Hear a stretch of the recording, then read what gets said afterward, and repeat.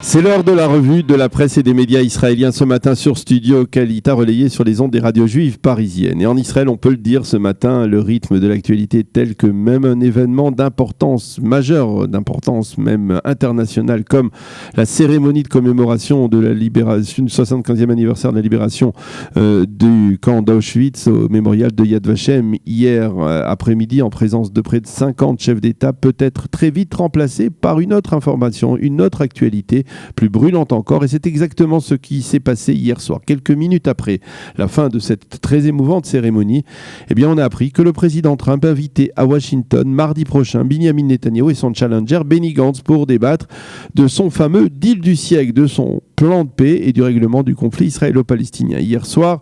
c'est ce titre et non l'émouvant mea culpa du président allemand Franz-Walter Steinmeier qui a fait l'ouverture des grands journaux télévisés, et cela même peut paraître surprenant, mais c'est effectivement le cas. Et ce matin, c'est ce titre également qui fait la manchette des deux principaux quotidiens israéliens que sont le Yediot Aharonot et le Israel Hayom. Le Yediot, lui, nous donne les grandes lignes de ce plan de paix américain en illustrant son propos d'une photo à caractère historique également, puisque c'est celle de Binyamin Netanyahu hier soir au côté de la Maravi, au mur occidental, aux côtés de Mike Pence. Donc, quelles sont les grandes lignes de ce plan de paix américain? Selon le Yediot Aharonot, Israël pourra instaurer sa souveraineté sur toutes les implantations juives de Judée et Samarie, à l'exception d'une dizaine d'implantations isolées, annexer jusqu'à 40% des zones C, c'est-à-dire des zones qui sont sous contrôle militaire israélien et civil palestinien, et conserver Jérusalem unifiée. Un plan qui, visiblement, devrait satisfaire pleinement tant Binyamin Netanyahu que Benny Gantz, si ce n'est la clause qui mentionne la création d'un État palestinien après 4 années, à condition que cet État soit démilitarisé et que l'État palestinien désarme le Hamas. Et Ben Dror Yemini, qui commente ce matin ce plan en affirmant « Israël doit absolument dire oui à ce plan de paix américain », tandis que Shimrit Meir, la spécialiste du monde arabe du Yediot Aharonot, elle affirme qu'aucun État palestinien de ce type ne pourra voir le jour. Le site Ynet rapporte ce matin quelques précisions sur cet État palestinien qui, comme le souligne le site, devra donc être démilitarisé. Le Maariv, lui, cite Donald Trump qui a affirmé hier « Ce plan est bon pour les Palestiniens, il sera publié avant mardi ». Le Haaretz, lui, cite Mike Pence, qui a confirmé hier soir que tant Netanyahou que Gantz ont validé leur arrivée à Washington la semaine prochaine. Le Israel Hayom lui parle en manchette d'opportunités historiques, mais nuance le contenu de ce plan en affirmant par exemple que la majorité de Jérusalem restera sous souveraineté israélienne, mais pas l'intégralité. Et Caroline Glick replace la présentation de ce plan dans son véritable contexte. Il s'agit du contexte électoral. Ce plan fait des élections du 2 mars des élections cruciales. Ce faisant, elle reprend une partie des analyses politiques faites hier soir à chaud sur les chaînes de télévision israéliennes et qui consiste à dire que cette annonce de Donald Trump est une sorte de coup de pouce du président américain en faveur de Binyamin Netanyahou afin que celui-ci puisse remporter les élections du 2 mars. Après Poutine, Trump ne cache pas que si cela ne devait dépendre que de lui, eh bien il voterait dès demain en faveur de Binyamin Netanyahou. Et donc, il est évident que la présentation de ce plan de paix dans les prochains jours a un objectif, selon certains commentateurs, de faire oublier le fameux dossier de l'immunité parlementaire de Binyamin Netanyahou qui devait être débattu, comme par hasard, mardi prochain devant la plénière de la Knesset. Et comme le dit Amnon Lord dans le Israel Hayom, il s'agit d'un message à Benny Gantz, attention, le sort d'Israël avant tout, avant même l'immunité du Premier ministre. Le Haaretz lui aussi affirme dans son analyse que l'objectif de Trump en présentant ce plan est de réunir Gantz et Netanyahou, et de facto les analystes affirment que Gantz se trouve pris entre le marteau et l'enclume, la volonté de lever l'immunité parlementaire de Binyamin Netanyahou et le désir important de ne pas froisser les Américains. Voilà entre autres ce que l'on peut dire sur ce développement brûlant qui date donc d'hier soir à partir de 18h30. Mais il faut bel et bien revenir tout de même sur cette journée exceptionnelle d'hier, une journée hors norme,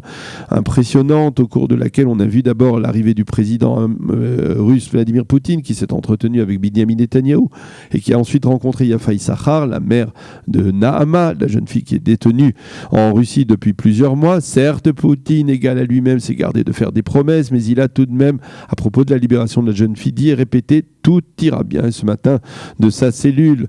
Nahama a réagi. Si Poutine a dit que tout ira bien, alors tout se passera bien. Et l'on estime que Nahama devrait soit être graciée dans les prochains jours, soit voir sa peine réduite et transférée. Elle serait transférée en prison en Israël pour quelques jours avant d'être graciée cette fois par le président Reuven Rivlin. Une journée où Poutine, visiblement très satisfait pour ne pas dire ému, a inauguré lors d'une très belle cérémonie un monument à la mémoire des combattants du siège de Leningrad au Gan Saker à Jérusalem devant la Cour suprême israélienne avant d'arriver avec 1 heure de retard à la cérémonie principale du Yad Vashem, celle commémorant le 75e anniversaire de la libération du camp d'Auschwitz. Une cérémonie d'une très haute dimension avec beaucoup d'émotions, beaucoup de souvenirs, beaucoup d'espoir également, dont celui de voir les chefs d'État présents s'unir comme ils ont promis de le faire pour perpétuer les souvenirs de la Shoah et lutter efficacement contre la résurgence de l'antisémitisme. Des discours, on retiendra bien entendu, comme le souligne le Yediot Aharonot, avec une photo à l'appui en première page, le discours poignant de sincérité du président allemand Franz-Walter Steinmeier, qui a reconnu les fautes de son peuple et surtout qui a dit « Nous n'avons pas encore tiré toutes les leçons de ce qui s'est passé à Auschwitz en Allemagne ». Une allocution que le président allemand a débuté, terminée en hébreu en récitant la bénédiction de Shechianu que l'on récite dans la tradition juive lors de grands événements. Et puis, il y a eu le discours empreint de spiritualité du vice-président américain Mike Pence, qui a souligné l'importance du souvenir du mot de Zikaron, qui est inscrit selon lui plus de 600 fois dans la Bible et qui s'est émerveillé du retour du peuple juif sur sa terre 3 ans après la libération du camp d'Auschwitz et de la capacité du peuple juif de forger de ses propres mains un tel État. Nous serons toujours à vos côtés, a-t-il déclaré. Puis il y a eu le discours de Vladimir Poutine qui a demandé aux 5 membres du Conseil de sécurité de prendre ensemble des mesures pour lutter contre la résurgence de l'antisémitisme. Le discours d'Emmanuel Macron qui a ici insisté sur ce que Elie Wiesel appelait la nécessité de raconter la Shoah et qui a mentionné par exemple Isaac Schneerson, le fondateur du Centre de documentation contemporaine à Paris, et qui a rendu enfin hommage à l'action incessante de Serge et Beate Klarsfeld. Emmanuel Macron qui a dit « L'antisémitisme n'est pas le problème des Juifs, c'est le problème des autres ». Et puis, il y a eu bien sûr les discours du président Rivlin et de Benyamin Netanyahou. Benyamin Netanyahou qui, une fois de plus, a profité de cette occasion pour parler, lorsqu'il s'agit de la Shoah, pour parler de la Shoah et de l'associer à la menace du nucléaire iranien. Et puis, il y a eu l'allumage de la flamme du souvenir par Colette Avital et une survivante d'Auschwitz. Et enfin, le très émouvant El Malé Rachamim et le Kaddish par Naftali Deutsch, lui aussi survivant des camps de la mort. Et ce matin, les quotidiens israéliens nous montrent de très nombreuses photos de cet événement hors norme et saluent la tenue de cette conférence, de cette commémoration qui était tout à fait exemplaire et a fait honneur à l'État d'Israël et qui a permis, comme l'ont dit Reuven Rivlin et Benyamin Netanyahou, de souligner que l'État d'Israël restait le garant de la sécurité des Juifs du monde entier et le socle de la préservation de la Shoah. Au-delà des bouchons occasionnés hier à Jérusalem par les déplacements des quelques dizaines de chefs d'État et au-delà d'un dispositif de sécurité sans précédent et de ces 11 000 policiers agents de la sécurité qui ont permis que cet événement se déroule dans le calme et la solennité. C'est la fin de cette revue de la presse et des médias israéliens ce matin sur Studio Kalita. Pour mieux s'immerger dans la réalité politique, sécuritaire, économique et sociale d'Israël, connectez-vous chaque matin sur Studio Kalita. Daniel Haïk vous y attend pour sa revue de la presse.